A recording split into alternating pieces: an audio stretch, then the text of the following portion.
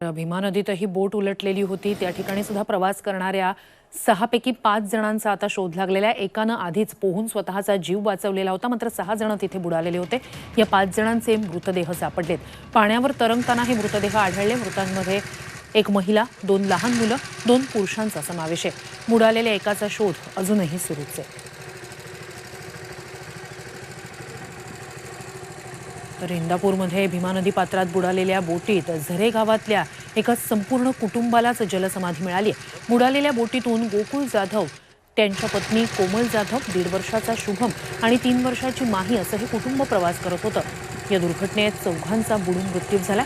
या सर्वांच्या मृतदेहांची ओळख पटलेली आहे। मात्र या दुर्दैवी घटनेमुळे झरे गावावर शोककळा पसरली आहे।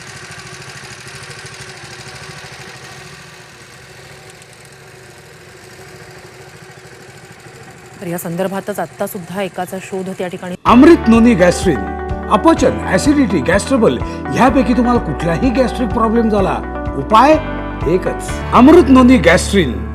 सुरूच आहे। अधिकची माहिती आपले प्रतिनिधी जावेद मुलाणी यांच्याकडून घेऊया। जावेद, आत्ताचे अपडेट्स नेमके काय आहेत?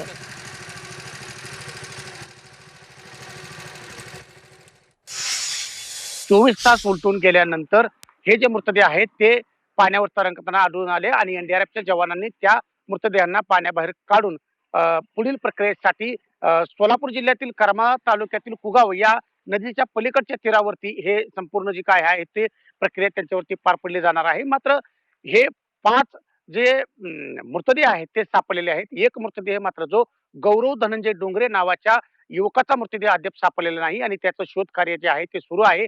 एकंदरीत हा काळाचा घाला म्हणावा लागेल, कारण की या प्रवाशांनी किंवा जल जल ज्यामध्ये प्रवास करत होते त्या बोटीमध्ये 2 दुचाकी होत्या, त्यानंतर हे 7 जण बसले होते आणि कुठलीही खबरदारी किंवा संरक्षणासाठी कुठलीही बाजू त्यांनी अंगीकारली नव्हती। त्याच्यामुळे हा काळाचा घाला त्यांच्यावरती पडलेला आहे। यामध्ये एकाच कुटुंबातील 4 जणांचा जीव देखील गेलेला आहे आणि त्यामुळे सर्वत्र आता याची हळहळ होत आहे। नक्कीच, धन्यवाद जावेद, तुम्ही दिलेल्या संपूर्ण माहितीसाठी। अपडेट्स तुमच्याकडनं घेत राहूच। तर झरे गावातलं जाधव कुटुंब आहे ते या दुर्घटनेत त्यांचा मृत्यू झालेला आहे। पती पत्नी आणि 2 मुलांचा यात मृत्यू झालेला आहे। त्यामुळे झरे गावावर शोककळा पसरलेली आहे।